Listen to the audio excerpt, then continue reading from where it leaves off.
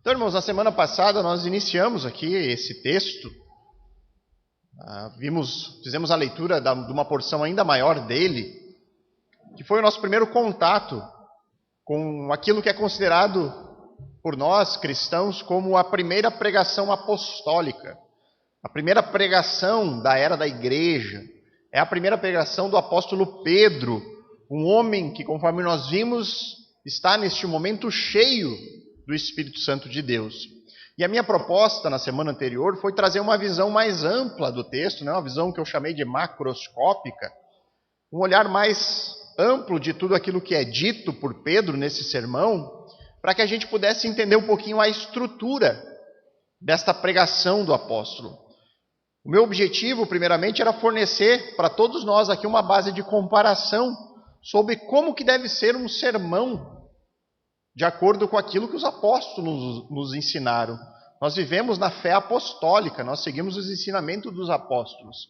Então nós temos que aprender com eles, em especial aqui com Pedro, como que deve ser estruturada uma pregação bíblica, uma pregação da qual nós temos como base de referência um homem cheio do Espírito Santo. Mas meu único objetivo não era esse, eu tinha também um segundo objetivo, que era fazer de todos nós aqui mais familiares com o texto, nós já ir lendo ele, já nos acostumando com aquilo que Pedro aqui está falando. Então, a partir de hoje, eu vou iniciar uma análise mais microscópica, aquela que quem já frequenta a igreja há algum tempo está mais acostumado, uma análise verso a verso, no qual eu vou lendo o texto e vou explicando cada palavra, cada momento aqui, cada questão que é, de fato, essencial e principal naquilo que é dito na palavra de Deus. Então eu vou fazer aqui a exposição da primeira parte do sermão de Pedro, aquela que eu acredito ser a parte mais complexa. É aquela que nós temos maior nível de dificuldades para tentar achar uma interpretação correta. É aquela que há mais posições diferentes, há mais divergências sobre o conteúdo daquilo que Pedro está dizendo. Então hoje requer de nós aqui uma atenção ainda mais especial, para que a gente possa aqui extrair aquilo que é fundamental, aquilo que é muito claro das palavras do apóstolo Pedro. Então vou fazer a leitura, depois nós passamos para as explicações. Atos capítulo 2, versos 14 a 21. Acompanhe comigo a leitura do texto. Diz assim, a palavra do Senhor. Então Pedro se levantou junto com os 11 e, erguendo a voz, dirigiu-se à multidão nestes termos. Homem da Judéia e todos vocês que moram em Jerusalém, tomem conhecimento disso e prestem atenção no que eu vou dizer. Estes homens não estão bêbados, como vocês estão pensando, porque são apenas 9 horas da manhã. Mas o que está acontecendo é o que foi dito por meio do profeta Joel. E acontecerá nos últimos dias, diz Deus, que derramarei o meu espírito sobre toda a humanidade. Os filhos e as filhas de vocês profetizarão, os seus jovens terão visões, e os seus velhos sonharão. Até sobre os meus servos e sobre as minhas servas derramarei o meu espírito naqueles dias e profetizarão. Mostrarei prodígios em cima no céu e sinais embaixo na terra, sangue, fogo e nuvens de fumaça. O sol se transformará em trevas e a lua em sangue, antes que venha o grande e glorioso dia do Senhor. E acontecerá que todo aquele que invocar o nome do Senhor será salvo. Então, irmão, nós precisamos lembrar aqui que Atos capítulo 2, ele inicia contando a nós sobre o momento em que o Espírito Santo desce sobre os discípulos de Jesus, que estavam naquele momento reunidos em Jerusalém, esperando, aguardando o cumprimento da promessa que Cristo havia lembrado a eles sobre o batismo com o Espírito Santo. Neste tempo de espera, o Espírito Santo desce sobre eles com sinais visíveis. E, sobrenaturalmente, os discípulos passam a pregar, a falar sobre aquilo que Deus havia feito por meio de Jesus Cristo. E eles falam para uma multidão em diversos idiomas diferentes, de uma forma que eles não tinham controle, eles não sabiam falar esses idiomas, e eles passam então a falar em várias línguas, em vários idiomas, para que todas as multidões, toda a multidão que estava ali, homens de todos os lugares daquela região, que falavam línguas diferentes, pudessem compreender. E aí então essa multidão de judeus que estavam ali reunidos, vendo isso acontecer, Lucas diz que entre elas houve duas reações. Alguns zombavam dos discípulos, dizendo que eles estavam apenas embriagados, que aquilo era o balbuciar de palavras aleatórias sem sentido de pessoas que estão bêbadas. Já outro grupo ficou extremamente admirado com tudo aquilo. E este grupo, ele questionava de maneira sincera. Eles estavam ali perguntando, de acordo com o versículo 12 do texto, o que será que isso quer dizer? O que será que isso que está acontecendo dos nossos olhos quer dizer? O que nós devemos fazer diante disso? Então, nessa primeira parte do sermão de Pedro, o apóstolo ele inicia a sua resposta a essa pergunta que foi feita. O que é isso que está acontecendo? O que será que tudo isso quer dizer? E aqui o apóstolo começa a explicar que o que está acontecendo é, em primeiro lugar, fruto da ação soberana de Deus no mundo. Em segundo lugar, ele vai dizer que o que está acontecendo no Pentecostes é o princípio dos últimos dias. E por fim, ele também explica, por meio desse texto que nós estamos vendo, que o que está acontecendo é para a salvação, é para a libertação do povo de Deus. Então vejamos a primeira parte dessa explicação que Pedro dá sobre estes acontecimentos no Pentecostes. Pedro ele afirma que o que está acontecendo ali naquele momento é, em primeiro lugar, fruto da soberania de Deus. Olhe o que diz os versos 14 a 16. Lucas aqui nos conta que Pedro se levantou junto com os 11 apóstolos, e erguendo a voz, dirigiu-se à multidão nestes termos: homens da Judéia e todos vocês que moram em Jerusalém, tomem conhecimento disto e prestem atenção no que eu vou dizer. Estes homens não estão bêbados, como vocês estão pensando, porque são apenas 9 horas da manhã. Mas o que está acontecendo é o que foi dito por meio do profeta Joel. Primeira coisa que dá para destacar aqui dessa porção é que se torna cada vez mais evidente a liderança do apóstolo Pedro. Ele vai se destacando cada vez mais como aquele apóstolo que lideraria todo esse grupo de discípulos de Cristo. Entre todos os que estavam presentes ali, nós vimos no início de Atos, que eram mais de uma centena de discípulos, todos devidamente cheios do Espírito, Pedro e os 11 apóstolos, mostrando a liderança deste grupo comissionado para isso. Os apóstolos foram comissionados particularmente por Cristo para desempenhar esse papel, mas Pedro lhe toma a dianteira, ele ergue a sua voz e começa a responder os questionamentos das pessoas que presenciaram os eventos iniciais. Nos versículos 12 e 13, nós vimos essas reações, as reações distintas diante daquela obra sobrenatural, daquilo que Deus estava fazendo por meio dos discípulos. Haviam as pessoas que eram tementes a Deus, pessoas realmente piedosas que estavam ali e que ficaram sem reação. O texto diz que eles estavam atônitos, perplexos, impressionados com aquilo. E aí eles sinceramente passaram a se perguntar: o que será que isso tudo quer dizer? E aí nós temos um outro grupo que zombava, que dizia: não, isso aí não é nada, na verdade esses homens estão apenas bêbados. E aí Lucas nos conta aqui que Pedro ele se pôs em pé, ele encara a multidão e começa a dizer, ele começa aqui a explicar e a retirar do seu caminho esse argumento dos zombadores. Ele diz: esses homens não estão bêbados. Eles não estão bêbados como vocês estão pensando.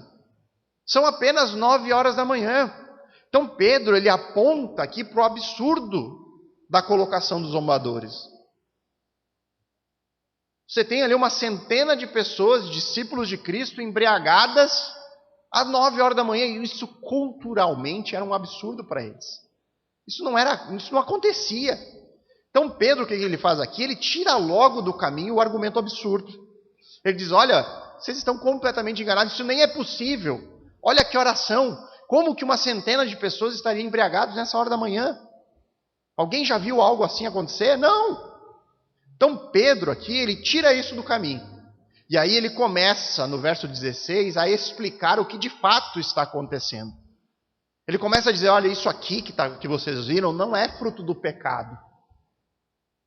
Não é fruto de um bando de homens pecaminosos, que não são piedosos a Deus, que não dão bola à palavra de Deus. Muito pelo contrário. O que Pedro diz? O que está acontecendo é o que foi dito pelo profeta Joel. O que está acontecendo não é fruto de obra humana, mas fruto da obra divina. Não vem do pecado de homens embriagados, mas vem de algo que foi anunciado muito tempo atrás, que profeticamente foi dito que ocorreria. Tudo o que está acontecendo, segundo Pedro, faz parte do plano eterno de Deus. É fruto da sua soberania. E você pode observar, se você correr no verso 23 do texto, que nós veremos na sequência, na outra semana, Pedro lhe reforça ainda mais esse argumento. Ele diz ali, tudo o que está acontecendo ocorre conforme o plano determinado e a presciência de Deus. Então, segundo o apóstolo, não existe nenhuma dúvida de que estes eventos que ocorrem em Atos 2, eles estão debaixo do controle soberano do Senhor. Agora, o que as palavras de Pedro deixam claras para nós? O que nós podemos aprender com isso? E este, irmãos, é mais um daqueles momentos em que Deus, por meio da sua revelação, deixa claro a nós de que Ele tem o controle da história nos mínimos detalhes. Deus está dizendo para nós, olha, tudo o que está acontecendo no mundo está debaixo do meu plano, está debaixo do meu controle, está debaixo da minha soberania.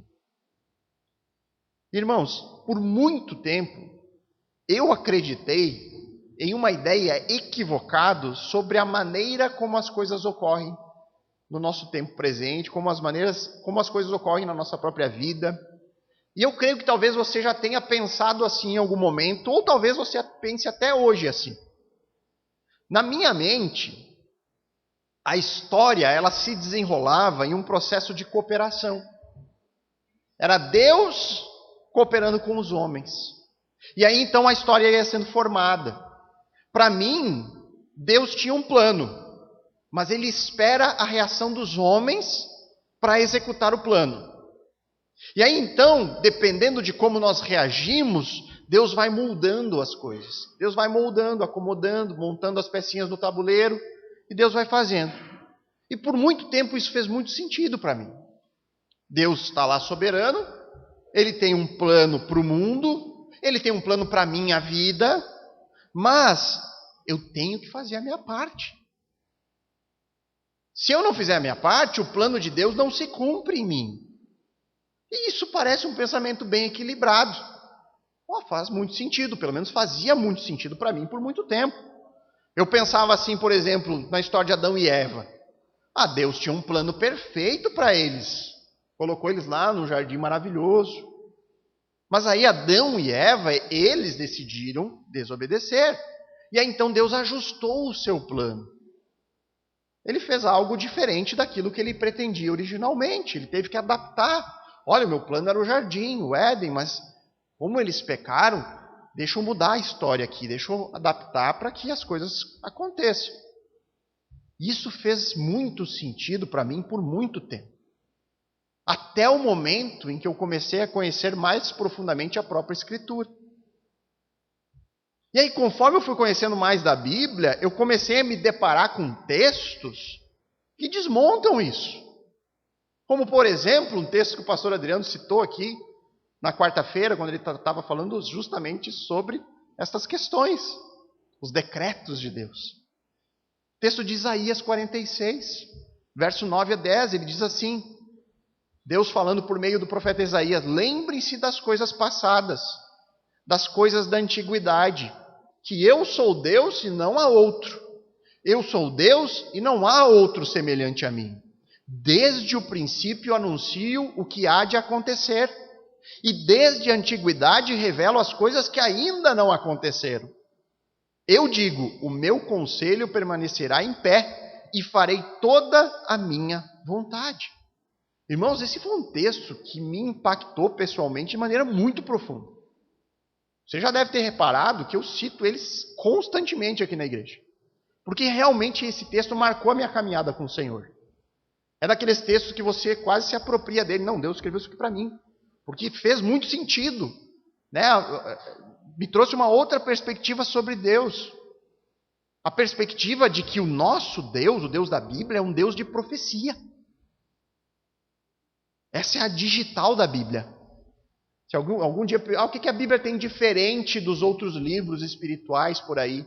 O que difere a Bíblia do Evangelho de Allan Kardec, ou coisas do tipo, né? Livros que são religiosos, ou que se propõem a trazer uma ideia de alguma divindade ou de redenção para o homem. A diferença da Bíblia é a profecia.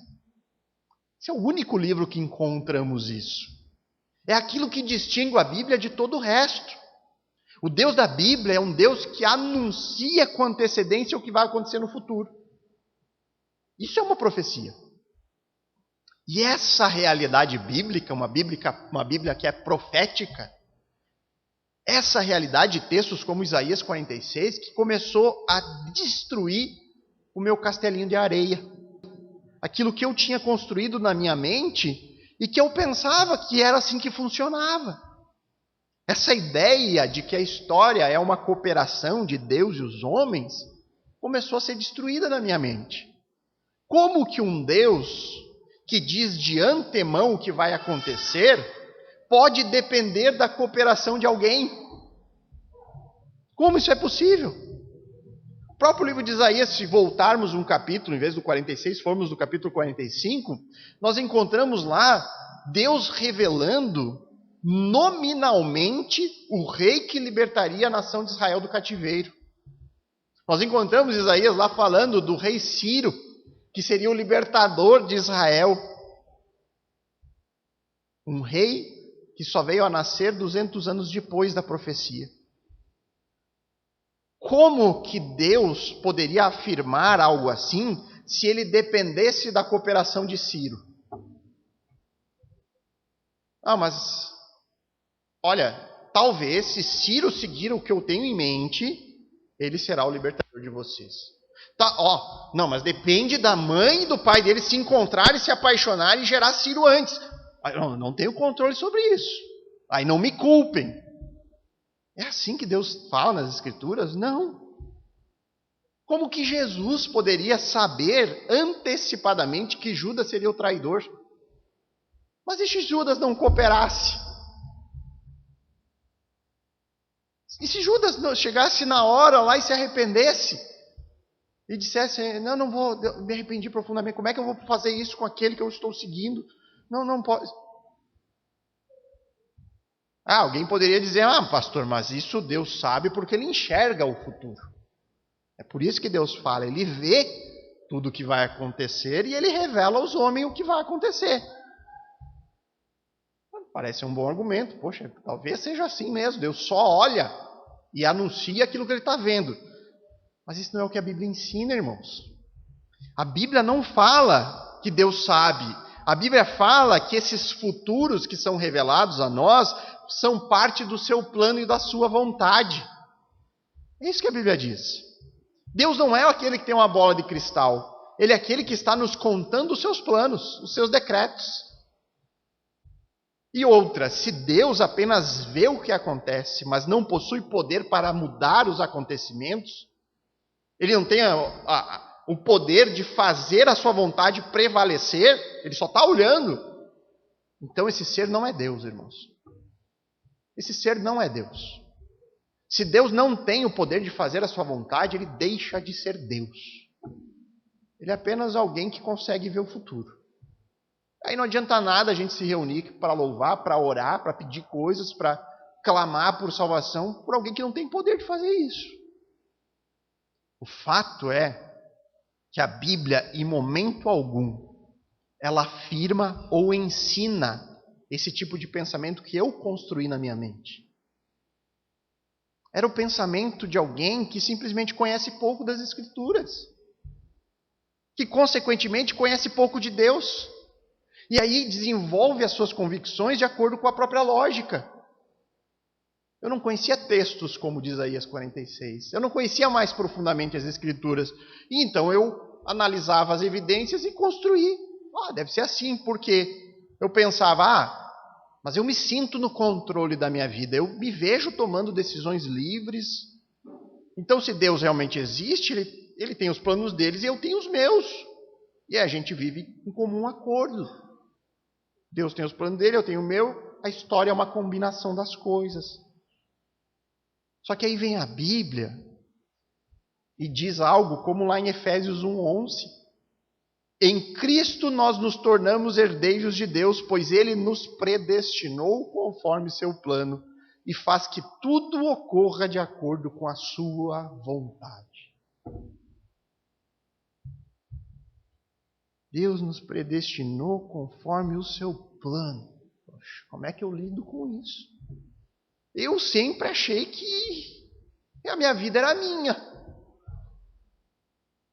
E aí a Bíblia vem e diz, olha, Deus, o Deus da Bíblia, esse Deus criador de tudo, ele é o dono da história. Ele é transcendente. Você não consegue nem compreender. Ele é eterno, ele é soberano, ele é onipotente, ele é onisciente. Nosso Deus, ele não fica olhando e esperando para ver como as coisas se desenrolam. Nosso Deus é aquele que determina. É aquele que está no comando. É aquele que faz tudo o que deseja. E aí, diante dessa realidade, irmãos, eu sei, muitos ficam chocados. Eu sei bem o que é isso. Porque eu me debati nisso por muito tempo. Eu demorei muito tempo para aceitar esse fato bíblico. Deus está no controle, inclusive de mim mesmo. Nosso Deus não é o Deus que faz acordos, que negocia. Não, é aquele que traz na história a sua vontade. E aí muitos ficam assustados com isso. Nossa, como isso é possível? Como conviver com essa realidade? Mas eu digo, irmãos, saber que o nosso Deus é de fato soberano, ele não deve ser motivo para nos assustar. Pelo contrário, deve ser motivo de grande alegria e alívio. Isso porque saber da soberania de Deus nos dá a completa certeza de que nenhum dos seus planos serão frustrados. Eu posso confiar nas suas promessas. Eu posso aguardar ansiosamente o seu retorno, a sua vinda, o seu reino, porque eu posso ter a certeza de que tudo isso se cumprirá. Porque afinal de contas não depende da nossa cooperação. Não depende da ação de ninguém. Toda a história deste mundo, especialmente para os que creem em Cristo, ela é uma história que está determinada. E é uma história com garantia de paz, alegria, vida eterna, vida abundante. E não há nada que mude esse plano. Quando eu me vejo como alguém salvo pela graça, alcançado pelo Espírito, eu posso ficar seguro. Porque eu sei que nem eu mesmo tenho poder para me tirar isso. Nem eu mesmo posso fazer com que eu perca o presente da graça de Deus a mim.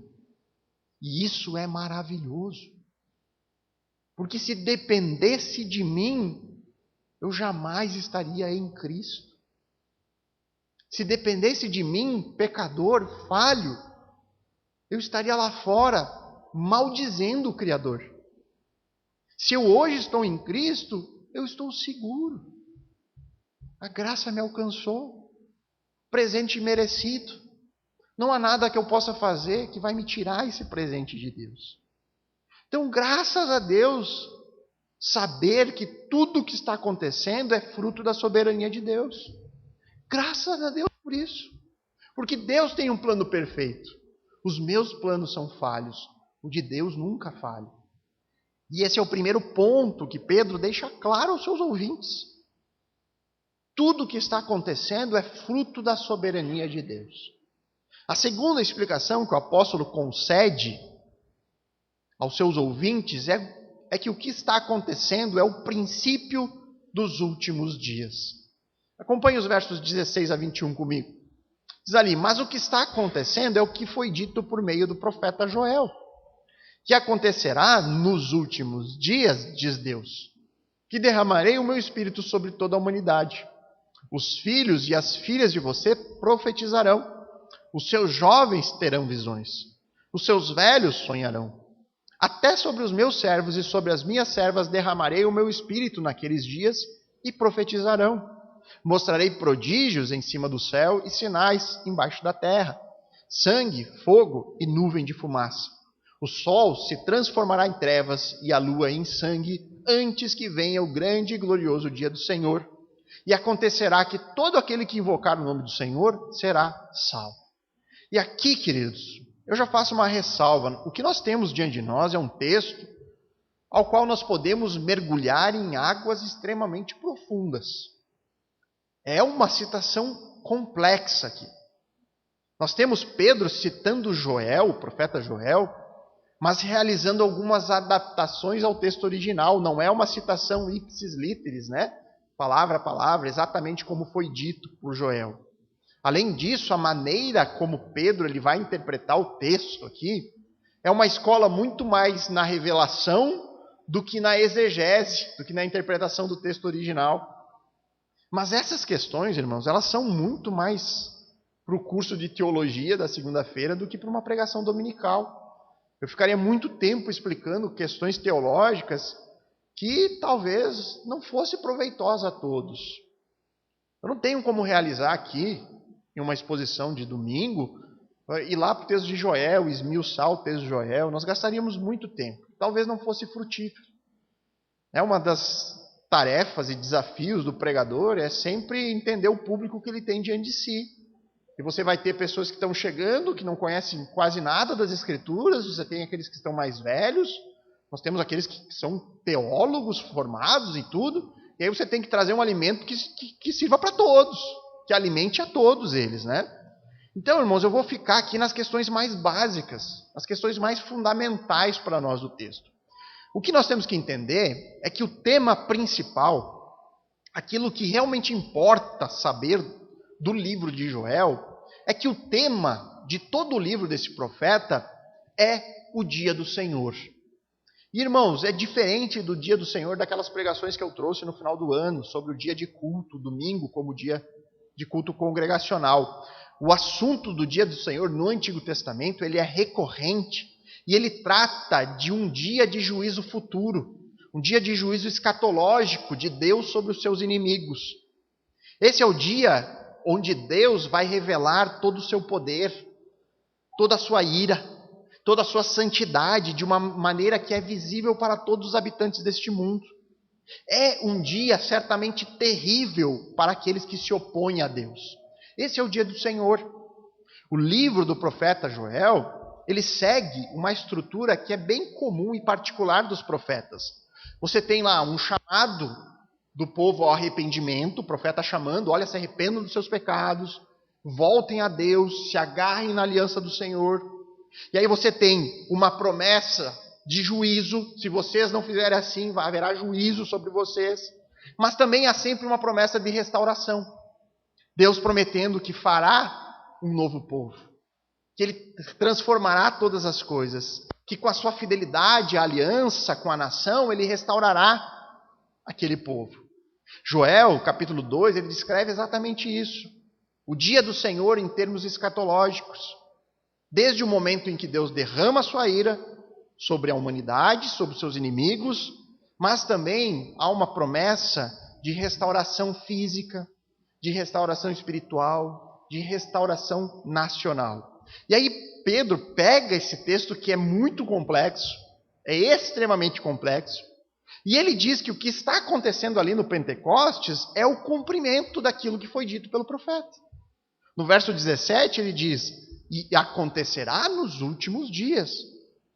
Então Pedro já havia afirmado: olha, o que está acontecendo é o que foi dito por Joel. O que Joel diz? que isso estaria acontecendo nos últimos dias. Então, o apóstolo está aqui afirmando que naquele momento do derramar do Espírito sobre eles, teve o início dos últimos dias. E aquilo está acontecendo conforme foi anunciado por Joel, o profeta. Agora, nós temos um problema aqui. O problema, irmãos, é que quando nós olhamos para a profecia de Joel de uma forma completa, como um todo, parece que nem tudo isso que foi anunciado por Deus ao seu povo, por meio de Joel, se cumpre naquele momento em Pentecostes. Parece que não se cumpriu de uma maneira completa em Atos capítulo 2. Ou será que a gente poderia aqui afirmar que o Espírito de Deus foi derramado sobre toda a humanidade, conforme é dito no verso 17? Alguém está vendo aí a humanidade cheia do Espírito? Toda a humanidade recebeu o Espírito Santo de Deus? Parece que não. Que espírito é esse, então, né? Não parece que foi isso que aconteceu. Ou será que foi visto os prodígios citados nos versos 19 e 20? Parece que isso também ainda não ocorreu. Então esse é um grande dilema que nós temos para resolver. Pedro lhe diz que o que está acontecendo é o que foi dito.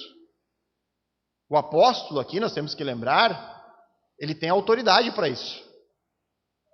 Ele não é um mero pregador.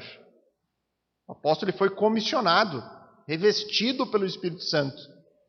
O seu ministério é como uma extensão do ministério messiânico. Mas, aparentemente, a profecia não se cumpre completamente. Como resolver esse dilema? E aqui, irmãos, eu acredito que a melhor maneira para harmonizar essa questão complexa é entender tudo isso na perspectiva do já, mas ainda não. Deu para entender, né?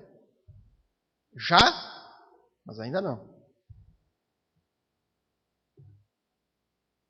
Vamos explicar, né? É melhor explicar. Queridos, é muito comum na profecia bíblica nós encontrarmos o anúncio de eventos ocorrendo como em sequência, porém que se cumprem em intervalos distintos de tempo. É muito comum isso. Você tem vários salmos messiânicos, profecias acerca da vinda de Cristo, onde o próprio profeta Isaías é cheio disso, né? Onde ele fala de eventos que se cumprem no próprio período do apóstolo, mas outros que se cumprem na vinda de Cristo. Então você tem profecias que são dadas pelo profeta em uma sequência, mas que elas vão se cumprir na história em tempos diferentes, em momentos diferentes na história. Nós falamos um pouco sobre essas questões no Evangelho de Mateus, na análise do Evangelho de Mateus, principalmente em relação à rejeição que Cristo sofria como Messias. Por que o povo judeu teve tanta dureza em reconhecer que Jesus é o Cristo? Porque eles tinham uma expectativa de que o Messias viria e restauraria todas as coisas. Que o Messias viria e libertaria o povo do cativeiro. Essa era a expectativa que eles tinham. Para eles, o Messias viria e restauraria. E esse tipo de pensamento não surge do nada. Estava assim profetizado em muitos locais. O Messias vem e o Messias restaura. E eles entenderam essa linha de raciocínio. Mas aí vem Cristo. Jesus vem. E Jesus mostra os sinais que autenticariam a vinda do Messias. Ele faz os milagres. Ele demonstra sua autoridade.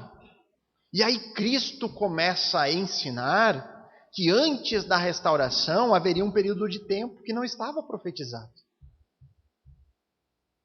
Então as pessoas deviam abandonar as suas expectativas e crer na nova revelação que vinha por Cristo.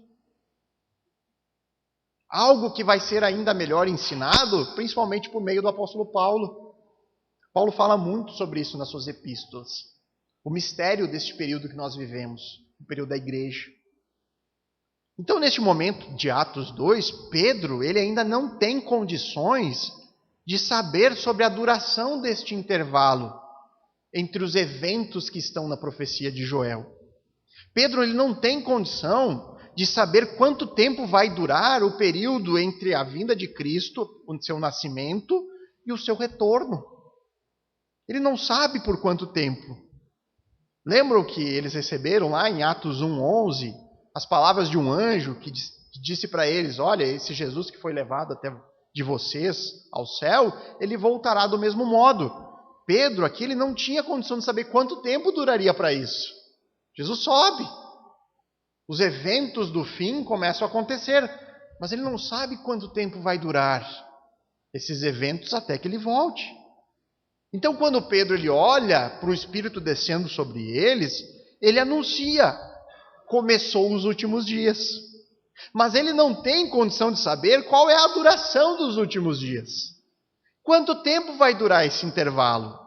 Então, a profecia que é citada, de Joel, essa profecia do profeta do Antigo Testamento, ela contempla os eventos do início dos últimos dias até o fim, até o retorno de Cristo. E o apóstolo aqui ele cita isso como se fosse ocorrer de maneira simultânea. Agora reparem novamente os versos 19 e 20. Mostrarei prodígios em cima do céu e sinais embaixo da terra: sangue, fogo e nuvens de fumaça. O sol se transformará em trevas e a lua em sangue, antes que venha o grande e glorioso dia do Senhor. Esse dia é o dia do derramar da ira, o retorno do Cristo neste mundo. Agora, escutem o que diz Apocalipse 6:12, que narra os eventos que ocorrem no fim dos últimos dias. Final, olha o que diz o texto. Apocalipse 6:12. Vi quando o cordeiro quebrou o sexto selo. Houve um grande terremoto. O sol se tornou negro como pano de saco feito de crina. A lua ficou vermelha como sangue. As mesmas coisas são ditas. São as mesmas palavras do profeta Joel em Apocalipse. Então, na profecia de Joel, nós temos o início dos últimos dias, os eventos, o derramar do Espírito, mas nós temos também o fim dos últimos dias. Esses eventos escatológicos que nós lemos aqui em Apocalipse ao longo dessas últimas semanas. Então, queridos, na vida, na morte de Jesus, na vinda do Espírito, habitando aquele que crê, essa é a certeza de que os últimos dias já começaram. Nós já estamos nos últimos dias, mas esses últimos dias ainda não se cumpriram. Essa é a melhor maneira de harmonizar esse texto. Os últimos dias já começaram, mas ainda não se cumpriram. Esses últimos dias só se cumprirão com a volta de Cristo. Enquanto isso não ocorre, nós vivemos em uma constante tensão do já, mas ainda não. E olha que curioso, irmãos, porque a gente percebe essa tensão não só em relação ao tempo do cumprimento das profecias. As profecias aqui de Joel já começaram, mas ainda não se cumpriram completamente. Mas olha como parece que toda a vida cristã desse tempo a gente vive isso.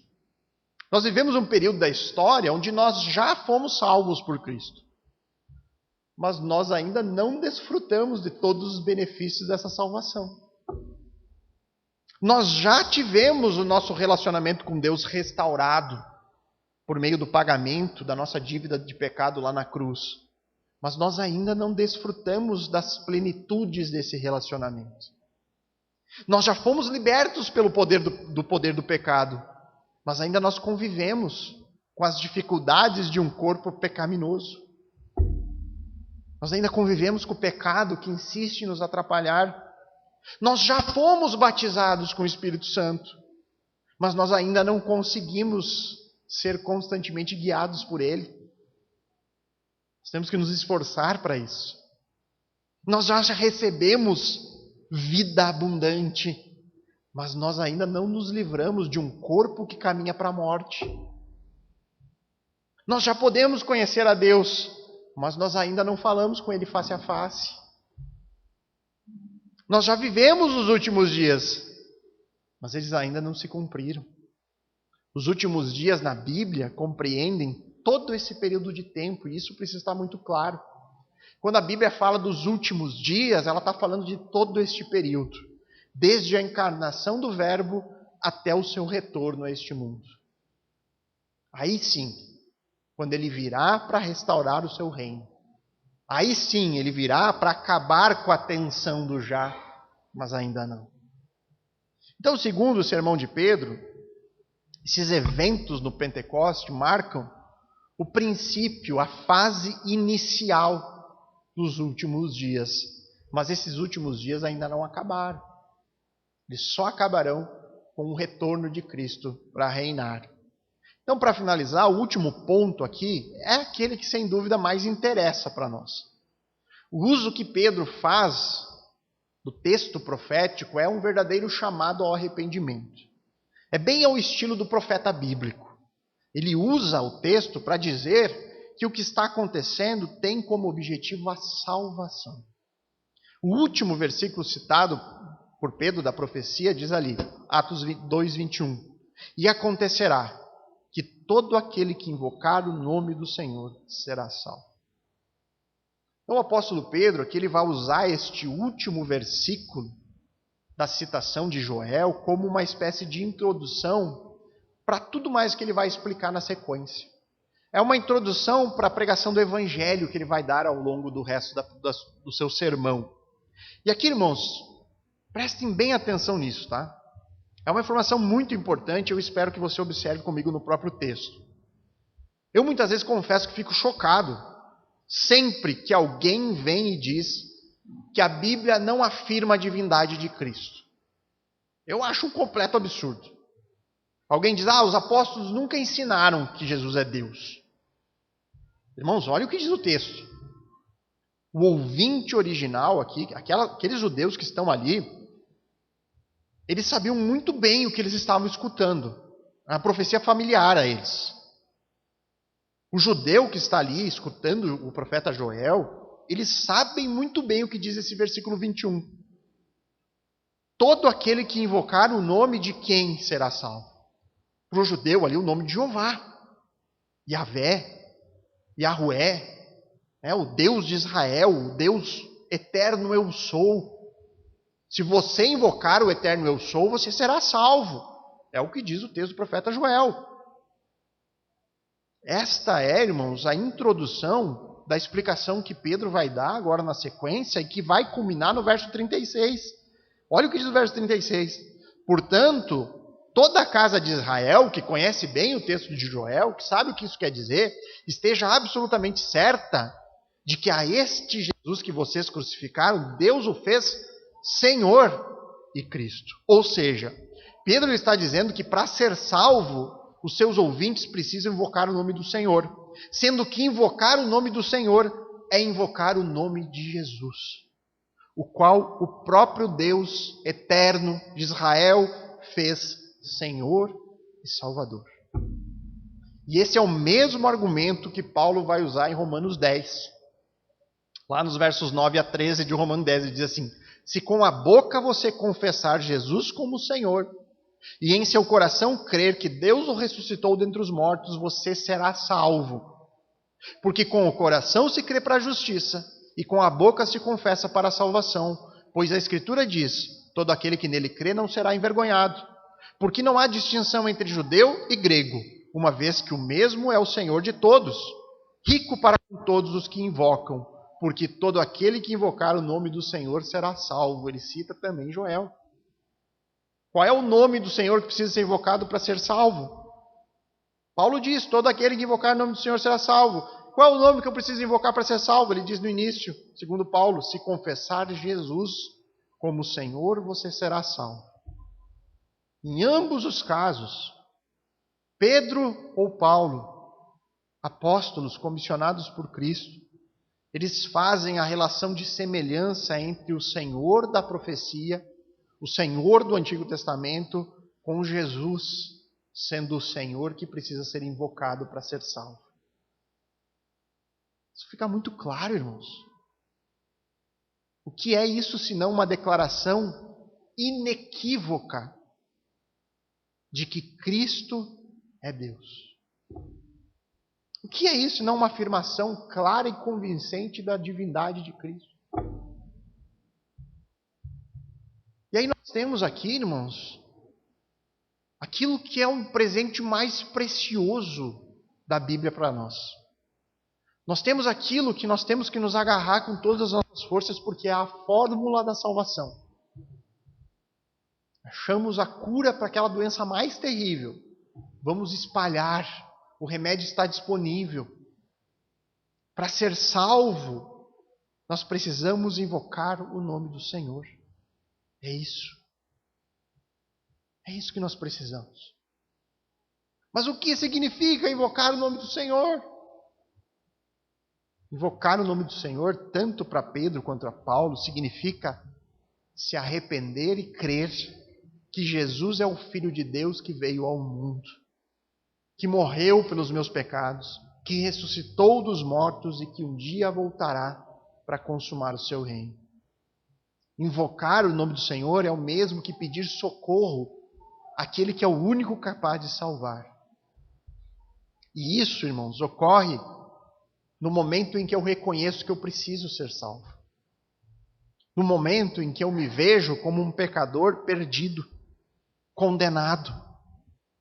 No momento em que eu abandono os meus méritos, as minhas boas obras, o sentimento de que eu mereço ser salvo. E quando eu entendo que eu nada sou e que eu nada posso, que não há esperança nenhuma em mim, é neste momento que eu invoco o nome do Salvador. Que eu desesperadamente clamo por socorro a Ele. Senhor, eu não consigo, mas eu sei que Tu tudo podes. Vem em meu socorro. Derrama em mim o Teu sangue precioso, o Teu sacrifício, porque eu creio que Ele foi suficiente para pagar todo o meu pecado. E aí, quando eu entendo isso, eu vou para o verso 21 aqui e isso se torna maravilhoso para mim. Isso se torna aquilo que há de mais precioso, porque o texto diz que acontecerá que todo aquele que fizer isso, todo aquele que invocar, que clamar por socorro ao nome do Senhor, será salvo. E isso não ocorre na perspectiva do ainda não, ocorre na perspectiva do já. Fica muito longe da realidade do ainda não. Se você, nesse exato momento, reconhecer o seu pecado, reconhecer que você não pode fazer nada para ser salvo, e se você se arrepender e clamar com todo o coração por socorro, se você invocar o nome de Cristo para lhe socorrer, o Salvador dos homens, então você já está salvo. Que é algo mais maravilhoso do que isso? O que mais poderíamos querer, irmãos? Esse é de fato o poder de Deus sendo manifesto. Esse é de fato o poder de Deus se manifestando por meio do Espírito, por meio de uma mensagem que eu consigo compreender, que eu posso entender e abraçar. Sim, eu reconheço, eu sou um pecador. Eu olho para dentro de mim, meu coração, eu vejo como eu sou falho. Quantos pensamentos ruins invadem a minha mente todos os dias. Eu minto, eu cobiço. Eu sou tentado de todas as formas. Como alguém assim vai poder encontrar a Deus?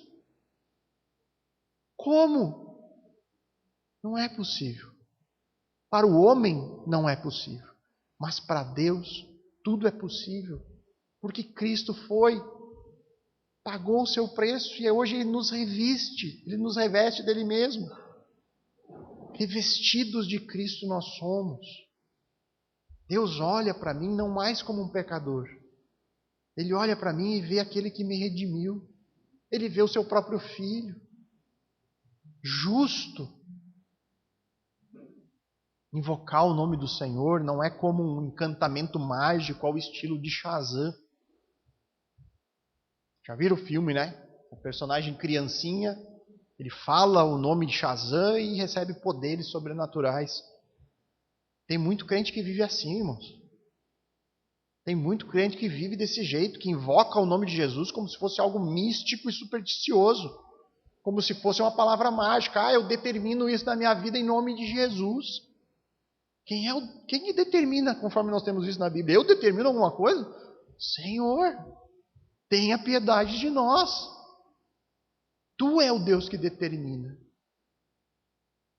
Invocar o nome de Jesus é o mesmo que recorrer a Ele, é buscar o seu socorro. É ter fé e confiança de que Ele pode nos ajudar. Ele pode nos salvar. E o texto nos diz que qualquer pessoa pode fazer isso. Portanto, qualquer pessoa pode ser salva. E isso é maravilhoso. E antes que venha o hipercalvinista dizendo, mas pastor, são só os eleitos que são salvos. Não me venha com essa história, o senhor está errado, não é qualquer pessoa que pode ser salvo. Irmãos, venha na quarta-feira e aprenda um pouco sobre os decretos de Deus. A eleição pertence aos decretos ocultos de Deus. Quem serão os salvos, nós não sabemos. Deus não nos revelou a lista. O que o Senhor nos revelou foi que nós temos que pregar a toda a criatura. Pedro, no seu primeiro sermão apostólico, ele não se preocupou com esses detalhes teológicos. Ele disse, todo aquele que invocar o nome do Senhor será salvo, porque essa é a verdade. Todo aquele que invocar será salvo. Nós precisamos pregar, sem distinção, a necessidade de arrependimento e fé em Cristo. Pedro, aqui no seu primeiro sermão, ele explica o que está acontecendo em Pentecostes, o temido dia do Senhor do Antigo Testamento. Ele vem agora, no seu princípio, para a nossa salvação, para a libertação de todo aquele que invocar o nome do Senhor, de todo aquele que crer em Jesus como o único e suficiente Salvador. Ou seja, a salvação ela está disponível, irmãos. O Salvador já veio ao mundo, o sacrifício já foi realizado, o sangue já foi derramado. O que nós precisamos apenas é tomar posse de tudo isso. É nos identificar pessoalmente com aquele que veio para nos salvar. Viver em comunhão com Ele, em obediência a Ele, porque essa é a maior marca de que nós de fato cremos. Se nós cremos em Cristo, nós andamos como Ele andou, nós buscamos a Sua palavra, nós nos interessamos pelo Seu ensino. E aí então nós podemos descansar porque nós já temos grande salvação. Sabemos que os últimos dias ainda não se cumpriram. Nós ainda não estamos no reino consumado. Nós ainda não estamos vivendo o milênio. Nós ainda não estamos no novo céu e nova terra. Nós precisamos saber que a nossa fé ainda não se desenvolveu completamente. Nós ainda não estamos totalmente santificados. Nós ainda não nos livramos da dor. Nós ainda não nos livramos do sofrimento, do pecado. Isso faz parte dessa era. Mas nós podemos ter a certeza, e é isso que nos sustenta nesse tempo, a certeza de que um dia tudo será solucionado. Um dia nós viveremos a glória do reino, com nossos corpos glorificados, sem mais nenhuma presença de dor, sem mais nenhuma presença de sofrimento. O pecado e a morte não vão mais nos incomodar. Mas ainda não no momento. Mas nós podemos já desfrutar da felicidade que nos espera. Desde já nós podemos nos alegrar com o que nos aguarda. E como nós podemos ter certeza? Por conta daquilo que nós vimos no primeiro ponto. Porque Deus está fazendo tudo conforme o seu plano pré-determinado. A nossa certeza de que nós desfrutaremos de tudo isso na eternidade é porque nós cremos que o nosso Deus é soberano. Ele não depende de nada para vir trazer o seu plano a nós. Os eventos de Pentecostes nos garantem isso. Conforme Pedro afirma na sua pregação, tudo o que está acontecendo ali é, em primeiro lugar, fruto da soberania de Deus. Em segundo lugar, era o princípio dos últimos dias. E em terceiro lugar, é para a salvação e para a libertação do seu povo. Então, irmãos, para finalizar, aquele momentozinho de meditação. Vocês já pararam para pensar que nós estamos vivendo os últimos dias? Pararam para pensar nisso? Que sentimento invade o seu coração quando a gente pensa sobre esse assunto? Que nós estamos nos últimos dias. Você sente medo? Você sente incerteza? Ou será que o teu coração ele é inundado com alegria e com certeza? Ao longo de toda a história cristã, irmãos, parece que a igreja ela sempre viveu em uma perspectiva de que aquela geração poderia ser a última. Parece que foi assim ao longo de toda a história. Todo crente ele sempre viveu na expectativa de que ele poderia ser a última geração antes do retorno do rei, antes da vinda do Messias para resgatar a sua igreja. Isso foi, inclusive, assim no período apostólico. Os apóstolos viveram nessa perspectiva. O próprio apóstolo Pedro, ele fala sobre isso na sua segunda carta.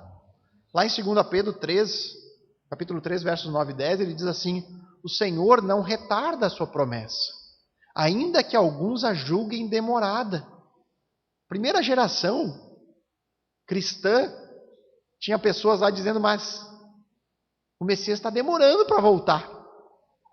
Eles não sabiam quanto tempo duraria os últimos dias. E ele diz, pelo contrário, Jesus não demora a voltar, ele é paciente com vocês, não querendo que ninguém pereça, mas que todos cheguem ao arrependimento. Ou seja, se Jesus ainda não voltou, é porque ele está sendo paciente com nós. Ele está dando a nós oportunidade para a gente crer e invocar o nome dele, para que a gente seja salvo, ou seja, o período da salvação ainda está aqui. Você ainda pode ser salvo por ele. Porém, o dia do Senhor virá como o ladrão. Naquele dia os céus passarão com grande estrondo e os elementos se desfarão pelo fogo. Também a terra e as obras que nela existem desaparecerão. Ou seja, ainda podemos ser salvos. Mas haverá um momento em que Cristo virá e isso não será mais possível, irmãos. Como nós reagimos a isso? Nós vamos aguardar? Jesus está voltando, mas ele demora ainda para voltar. Daqui a um tempo eu me firmo nele. Daqui a um tempo eu creio. Agora não. Minha vida está muito boa no momento. Para mim, ter esse tipo de compromisso, ter que vir na igreja. Irmãos, não é vir à igreja que lhe salva. Não é isso. É invocar o nome do Senhor em socorro. O vir à igreja é apenas uma consequência de que você de fato crê. De que você de fato quer se alimentar dele, porque é na igreja que o alimento é dado. Dentro de uma estrutura que o nosso Deus soberano estabeleceu. O que esperaremos, irmãos? Será que os nossos sentimentos em relação a esse dia derradeiro, eles são de alegria ou de dúvidas? Porque isso está diretamente relacionado, aquilo que eu sinto, com o meu relacionamento com Cristo hoje. Se hoje eu estou firmado em Cristo e na sua palavra, quando eu falo da volta de Cristo, meu coração é inundado de alegria, de ansiosa expectativa, de ardente esperança. Se eu tenho alguma dúvida, algum sentimento estranho quando eu penso sobre isso, está relacionado ao fato de que talvez você ainda não crê, de que você ainda não invocou o nome do Senhor. Mas se você crê, irmãos, tenha completa certeza, você já foi salvo. Por mais que no momento você ainda enfrente as suas lutas, as suas dificuldades, os sofrimentos, isso tudo faz parte desse período da história que nós vivemos. Mas você pode ter a certeza de que em meio à dor, em meio a qualquer tipo de circunstância, você pode crer que o maior de todos os seus problemas já foi solucionado. O maior de todos os seus inimigos, que é a morte, já foi derrotado.